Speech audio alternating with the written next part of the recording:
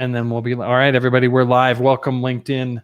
We are going to get started in exactly 2 minutes. All right, now is when we're supposed to talk about the weather. And so, Ryan, you're in Boulder. How bad is the smoke there? It's terrible here. I do this every week. I talk about how bad the air is. It's not good? No, it's not good. I'm thinking I was over in Telluride for the Labor Day weekend, and there was no smoke, which was absolutely fantastic to be outside hiking, biking, and not seeing any smoke at all. It was refreshing. Oh, absolutely. Yeah. So I have asthma, and I don't normally use an inhaler anymore. I used to use it a lot as a kid. I don't use it anymore, except like when there's these like late summer, fall smoke fests, whatever the heck's going on with the forest fires. And Christina, you're down south. How bad is it for you? It's not too bad. Yesterday, a little bit, but truly, you see it, but it's not, for me, luckily, it's not affecting too bad. All right. Clearly, Christina is healthier than the rest of us. All right. Let's go ahead and go ahead, Dennis. I'm envious of Ryan. Telluride is one of my favorite places. Just an awesome place to spend a weekend. Good for you. All right, folks, we're going to get started in another 60 seconds. You can mute us or listen to us chat about Telluride and how beautiful it is, and that Dennis is jealous of Ryan, or we will get rolling in just probably another 30 seconds. So there's supposed to be I've watched a couple podcasts that do this kind of audio behind the video, and it's before they start, and they're doing this kind of pre-show conversation just to let people come in. And I was shocked at how engaging it is. I was surprised. I would expect that it would be off-putting almost, but I was surprised at I was like, oh, I'm totally paying attention to what the heck they're saying. So that's why we do it this way. I don't know. I'll have to kind of watch and see if I can tell. Folks are out there thinking, I'd like to go to Telluride. That's right. Ryan, you'll have to share the hotel. All right. It is noon. We will get started. Hey, everyone. Welcome back to the latest episode of the Page Black Leadership Series. And let me get the right screen on here. We are here every Thursday. And every Thursday, we talk about solutions to the challenges that business leaders in the middle market face. Today, we're talking about the state of outbound sales. So I really had two things in mind when I thought of this topic, where this topic came to the front for me. And one of those is that whenever I go on LinkedIn and I'm just I follow a bunch of sales gurus. I love sales as a profession. I think it can be a noble profession where you really help people solve problems. And as I peruse LinkedIn and I look at it, I see people that talk about a variety of things about outbound sales, from anything from you need to do a personal brand makeover to be more effective, to cold calling is dead. You need to be an inbound. Inbound doesn't work. Your phone skills are the number one thing that drives business for you. My suspicion is I know for a fact that some of this is totally, they're selling, the thing that happened to work are the things that they're selling, but there's also it's different for every company. So today, that's one piece. The second piece for me is that the world's changed over the last 18 months. We went from working in offices where you could even drop in.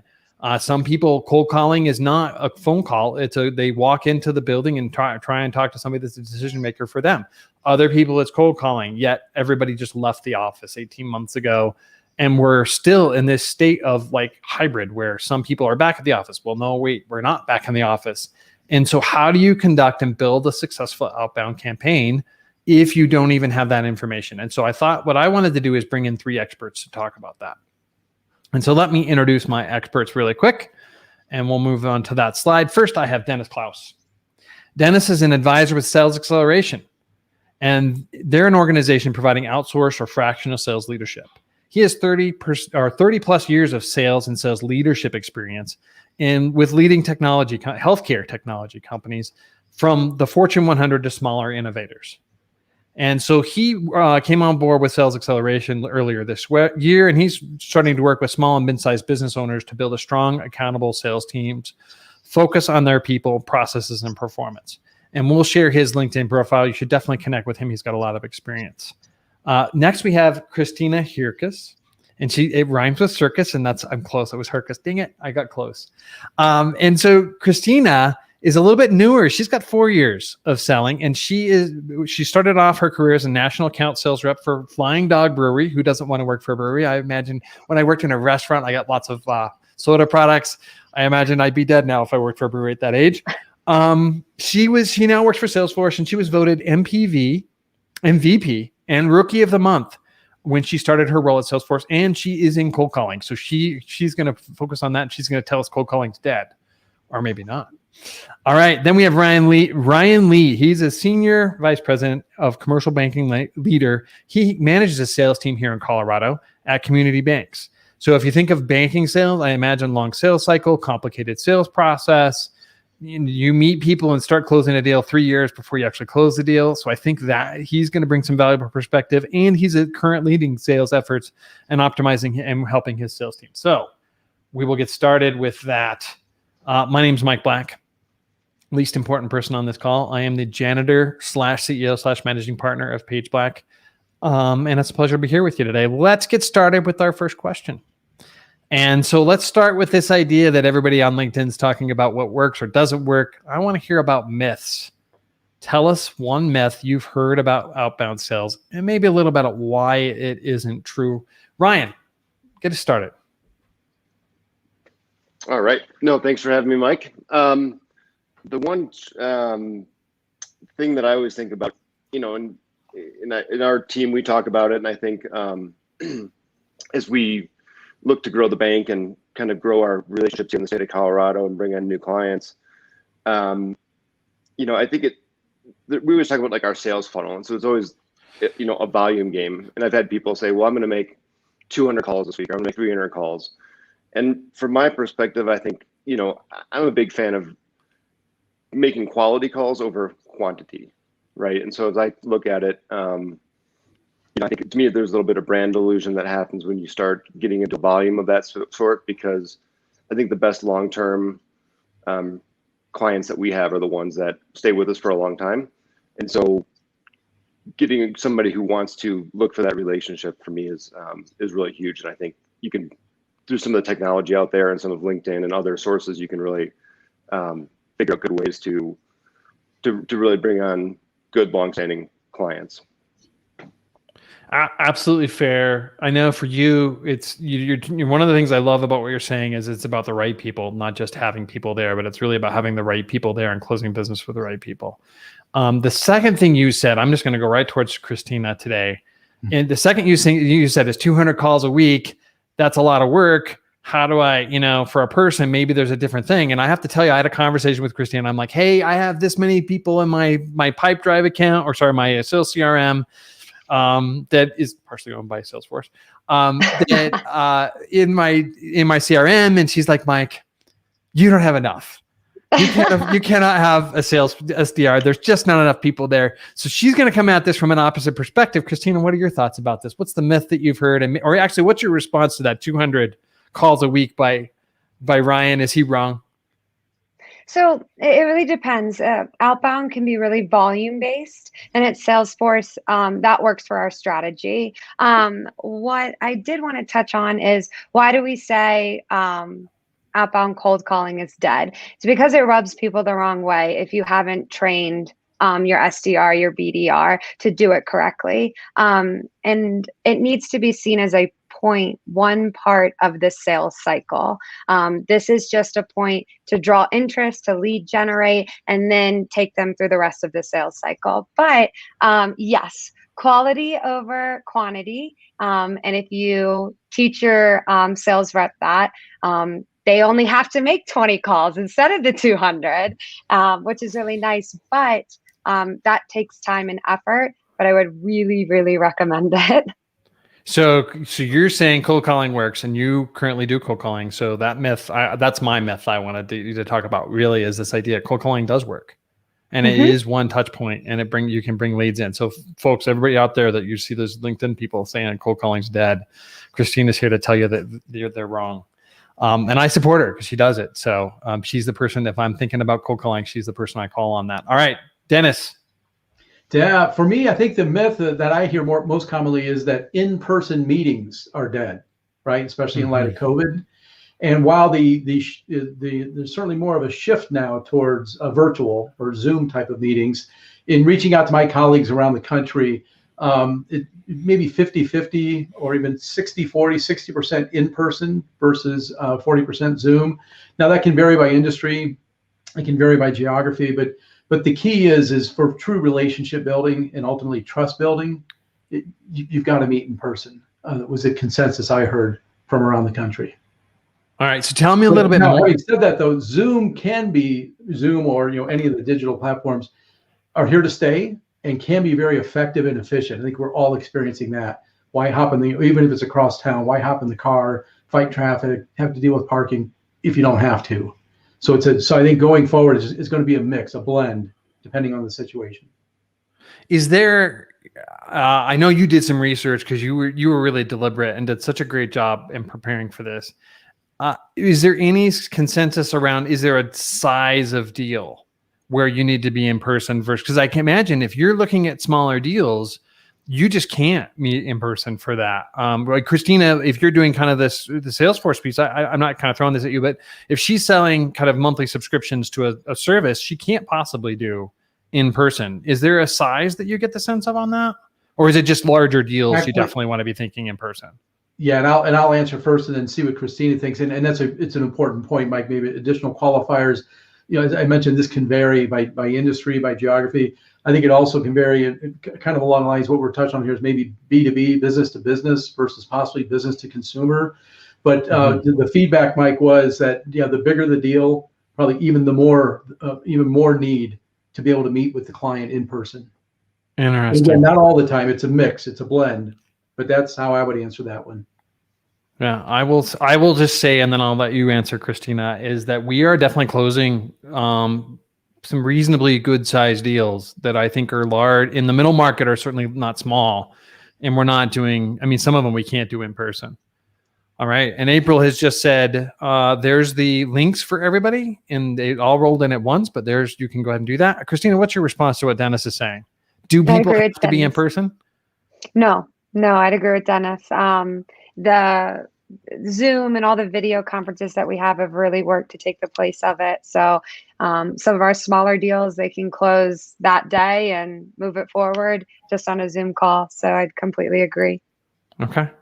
All right. So you think Zoom's enough. Dennis, you think Zoom's enough, but maybe if it's a larger deal, you need to actually go ahead and drive across town for the presentations part or the final when they're signing hard to make sure they get there. Yeah, I think it depends on the industry and especially the larger, maybe longer term sales cycles, larger dollar amounts, where the relationship building and the trust building is maybe even that much more important. Zoom's here to stay. Zoom and it's Teams and Skype and what have you, but there is a certain amount of Zoom fatigue. As we've all been in our homes for 18 months, way more than we expected. So, but yeah, it's a blend depending on the situation and the industry, what have you. All right. I love it that you went out there with a strong opinion. That's what I want. Let's have a little bit of a debate. I tell everybody when I tell them when they're on the panel, I say, you can't agree with each other and say how smart the other person is the entire time. You have to disagree. Some panels can't do it. And I have to be the person that disagrees. Ryan, you may or may not agree. I think you'd like the in-person. Yeah, I was going to say my industry by and large, because we're B2B, has historically favored in person. But I would say from my personal perspective, I quickly adapted to the Zoom, video calls. I think a good example is last Wednesday, I closed a, $5-6 million loan for a business to go buy a piece of real estate as they're expanding and growing. They're a growing middle market company, and I got to the closing. We got to the title company, and I met the CEO. We shook hands face to face for the first time, and we've been talking for 8 months, right? So I think the ability to we'd been on Zoom calls multiple times. We talked a bunch. We had very interactive back and forth, but I think we allowed. It might have been easier in some regard where I could use a Zoom feature and show them a spreadsheet that we're working on, and we could talk through a lot of the details of the deal and what that would look like and how that would impact his business. But I'm a big fan of going where the person is comfortable. And so if online is where they're comfortable and they want to do a Zoom meeting, great. If they're comfortable in person, outside at a coffee shop, whatever, I really kind of become more adaptable with the end prospect how they want to interact. All right. Fair. I'll throw my 2 cents on this. My 2 cents would be, I think it depends a little bit on your brand. I think if you are, say, Salesforce, and you're closing a larger deal, there's a lot more oomph behind that than a smaller business trying to close a deal. And so I think brand matters in that regard.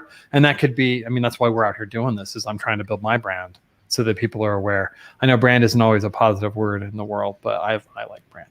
All right.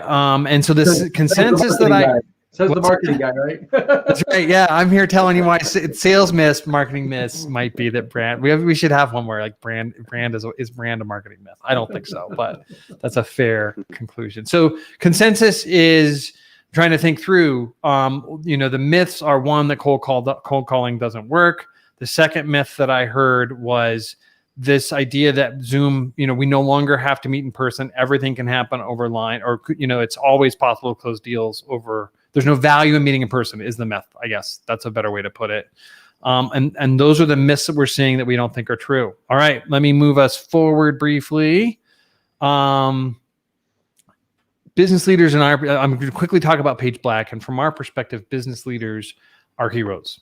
Without business leaders, we wouldn't have things like the iPhones. We wouldn't have cars that may drive themselves one day. And every time a business leader sits down at their desk, they are faced with a myriad of challenges. And that might be, how do you improve your sales process to grow your top line revenue, which is what we're talking about today. And it also might be in navigating the marketing landscape. And that is a particular challenge these days I really see 3 reasons that make it a particular challenge. One is that there are these silver bullet solutions that you're cold call or emailed with every single day. And they happen to have the perfect solution. It will work perfectly and they will solve your problem. The second one that I see is that the technology is changing so quickly. It's really hard for small and medium-sized businesses to keep up. Fortune 100 companies have innovation teams that build all of that out, but you don't have that. And so keeping up with the technology and marketing is a challenge. The third one, and I'm going to have to look at my notes because I forgot it, is you're forced. CEOs and business leaders who sit at their desk and are forced to make decisions often have to do it with less data than they should. The data is limited, and so therefore, to a large degree, it is a gut feel decision instead of marketing or a data-driven decision. And we're fans here at Page Black of data-driven marketing decisions. And when I say data, I don't necessarily mean clicks. I actually mean a comprehensive understanding of your target market. What's important to them? What's your competition up to? And what are they talking about? And are there gaps there where we can leverage those gaps to help you grow faster? One example I'll give is we started working with a manufacturing company in Northern Colorado. At the time, this was pre-COVID when we started working with them, and they had some challenges in growth. They were doing about $5 million a year. They wanted to expand that. We came in and we talked to their best customers and figured out what's important to them. We talked to some prospective customers, what's important to them, and we looked at and reviewed their competition. And we built, based on that, one of the campaigns we did is we built out sales sheets where the sales team could then send them out over LinkedIn or email. And these one-sheet campaigns, actually over a period of 3 months, brought in $1 million worth of business, which isn't small. $1 million worth of new business for a $5 million company is significant growth. So that's what we do. If that would be of interest, give us a shout. Next, I'll put this one front and center. It's a little easier to read. We have a webinar coming up, and it is, you would think, a marketing company. Why in the world would they be talking about the Great Resignation? We actually see 3 things. We are bringing in an HR consulting firm, a leadership consulting firm, and then a brand firm, which would be us. And we're going to be talking about how there's this crisis right now where half the world is looking at quitting their job and moving into something often more purpose-driven. And we have some solutions for you, and these experts are going to present, and we'll present. And so we'll be getting into that on September 14th, 10 a.m. I believe the link will be shared, but if not, I'll go in after this and we'll share it and you'll get a link. Go check it out. All right, let's move into our next question. Always want some actionable steps. What is one actionable first step for a business leader who wants to improve their outbound sales program? Let me pop back into the panel here. Christina, I want to start with you on this one. What is your one, like if you're advising a CEO, you've got your background and experience, what is your one step for them? Yeah, I kind of touched on it when we were talking about cold calling being dead, but the biggest problem I see is just that sales reps aren't trained. It's too easy to give your list of 200, 300, however many numbers for outbound, say, great, go call them. You should get 10 prospects or appointments or whatever out of this. But let's do quality over quantity. And there's a lot of steps that go into having a valuable cold call, but you have to put in the effort to train your reps. So give me, if you were building a training program and you didn't expect this, so if you were building a training program for somebody that was doing this, what would be those, like maybe 2 or 3 things that you would put in that program? Yep. Record your calls. Record the calls that the sales reps are having every day. And if that's something that for legal reasons you can't, then set aside time for them to have mock calls with other people, maybe internal, so they can hear themselves on the phone, you can hear them on the phone, and you can come back and just drill out how you need to be having a conversation. That would be one. I was always taught, if you're going into a company that is not doing that, that might not be the company for you. That's my one really actionable item. All right. Train, develop, and right. record. So no, absolutely. So if you have an SDR or a cold calling program, you need to be, somebody needs to be listening in on these calls in some way that's legal and giving them feedback as your advice. And that makes total sense to me, because I think it's intimidating. Well, I'm not a person that wants to cold call, so there you go. Which is why I call you when I need help. Perfect. All right, Ryan, what's your answer? What's that one step you think people need to take? I think for me, the one big step, and again, maybe a little bit of a different business model in terms of what and who we're working with and how we're doing that. But, I think it's a consistency thing. I think there's, it's from starting at the top of the house and having that plan, that vision that you're sharing throughout the company. And so if it's using a Salesforce or using a selling platform to track and monitor calls, the person at the top of the house has to be willing to go in and enter all that information, and all the way down to the client-facing person. I think it's got to be kind of that accountability throughout the organization, because if you only have, 40% of your staff actually going in and monitoring, tracking, especially in ours where we maybe have, whether it's from an outbound sales perspective or it's just, a client service factor of the business. I think being able to make sure that we're communicating within the organization and having kind of that common connection, I think that's a huge piece of the puzzle. Right. So what you're saying, really, I'm hearing kind of set a vision, set expectations around activity, what needs to be happening, and then measure it and make sure it's actually happening, making sure with the end result being this consistent approach to what you're doing and consistent level of activity. And I think that's key. Yeah. Go ahead. Yeah, I think it's consistent activity to get a big top of the funnel. And obviously, as you continue to work new opportunities through that funnel, but you need to continuously, you can't, in our industry, the term deal bunker comes up a lot, where people get really bogged in a big new deal and they stop doing outbound sales.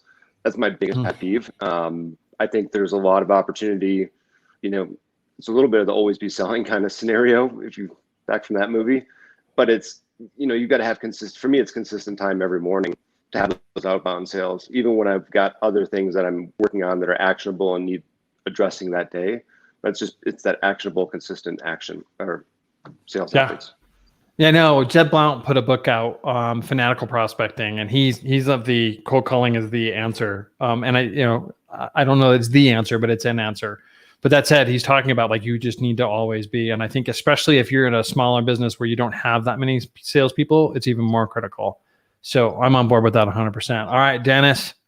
Yeah, for me, especially I think for business owners or CEOs, whoever's running the company, what really resonates with me, Mike and team, and where it starts is with strategy. What's the business strategy? What's the marketing and sales strategy? And then from there, and are they aligned, right? And then the comp plan for the sales team, the compensation plans, and are the comp plans aligned with those strategies? And do the comp plans incentivize the right behavior to help achieve the strategies and make it a win-win, so the sales team can be successful and at the same time helping the company be successful? So that would be my recommendation as a starting point, and then things flow from there. Right. So set comp plans that actually reflect your sales goals. I think that's unusual. I know. In this day and age. I think you have crazy to be, talk. I know it's great. It is, but I think it's critical. And I think, the example, when we've talked to salespeople, we've looked at as our target is this really ongoing recurring revenue where we're kind of building this relationship and working with month in, month out. And so having kind of a one-time close, they close and they get a really nice commission off the first deal isn't what I want to have. I mean, yes, that's a part of it, but yeah, I'm with you 100% thinking through that strategy piece.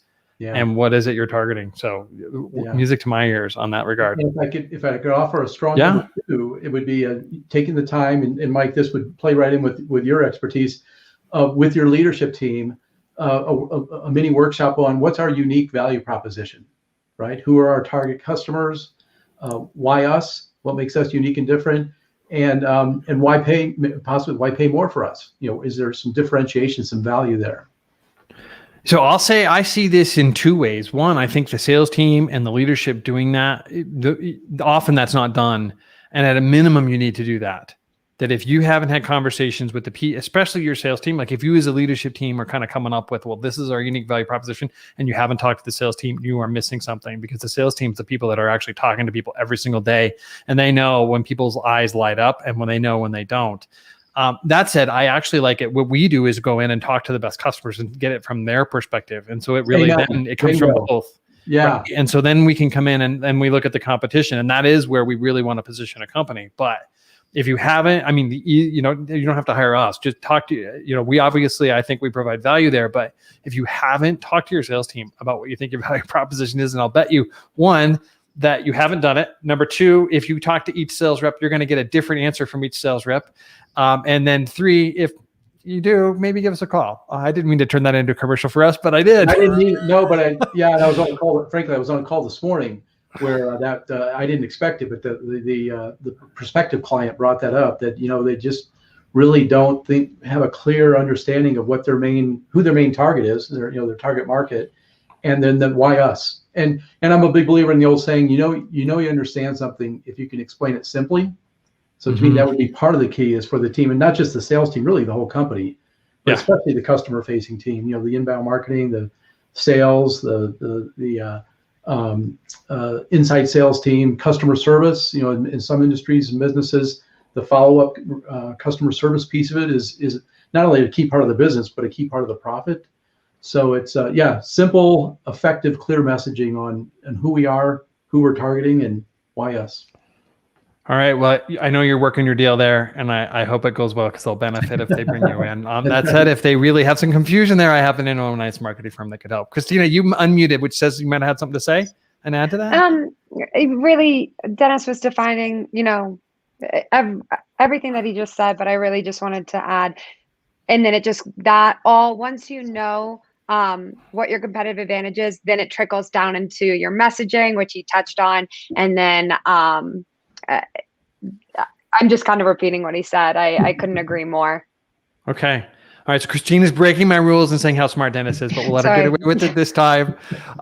So that said, the other part, I think, is, yes, sir. Could I'm keeping an eye on the clock, but I'm interested, and I think the audience maybe, on the work that you do on this unique value proposition, in talking with the end user customers, the clients, end user customers. Are you able to talk with maybe end user clients who don't buy from them, who buy from a competitor? That may be a whole nother conversation, but that would be intriguing.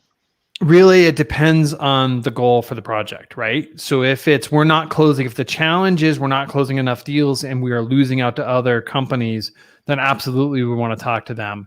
If the challenge is more, we have this larger growth piece, we're closing deals, but we need to figure out how we can get more people in the funnel, then it's a little bit of a different conversation. It's the value proposition, but also where are they spending time? How do we build a lead generation campaign? So from our perspective, it's pretty custom. But yes, those are great conversations for us to be having with a company. This will be a pitch for Christina, but the piece that I think people miss is that they don't have a CRM in place. And if they do, they don't use it well. Yeah. And then they don't have good data on who their best customers are. And so then it's anecdotal, and we're back to that gut feel. And if you're wrong, it's really expensive. And so you really, figure out who your best customers are, I always want to know who are the most profitable customers, but also who are the best customers to work with. because if you get a lot of really bad customers, I'm supposed to tell that in my little story and I forgot, but if you get a bunch of bad customers, that kind of sucks. Ryan, did you have anything to add here? No, I was just exaggerating. Not to just agree with you, but I mean, I kind of have the no asshole rule, and I don't know if I'm supposed to say that, but that's kind of the way I look at it.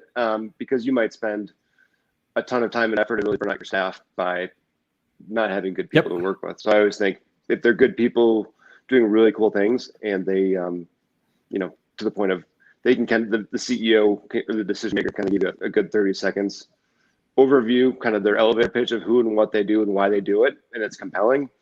I mean, to me, those turn into ideal clients pretty quickly. Hey, Ryan, I was in healthcare for a long time, and with the a-hole term or other terms like that, we would always say that's a clinical term, by the way. But it's so true, especially if you're in B2B service, but I think even products, because if they return them all, like there's just why have bad customers. And so that's my walk away tip for people is make sure you understand who your best customers are. All right. Thank you very much, panel. Let me just do a quick intro for next week. This time, 12 o'clock Mountain. Let's see, that'd be 11 Pacific and then 2 p.m. Eastern. We're going to be talking about something that's pretty familiar to business leaders. It's leading in today's chaotic business environment, which is not a small challenge as we are going back to the office. No, wait, we're not going back to the office. Oh, wait, my team has moved out of state. I can't go back to the office. So there you go. Join us then, and otherwise have a great week. We'll sign out here. I'm waving and you can't see me.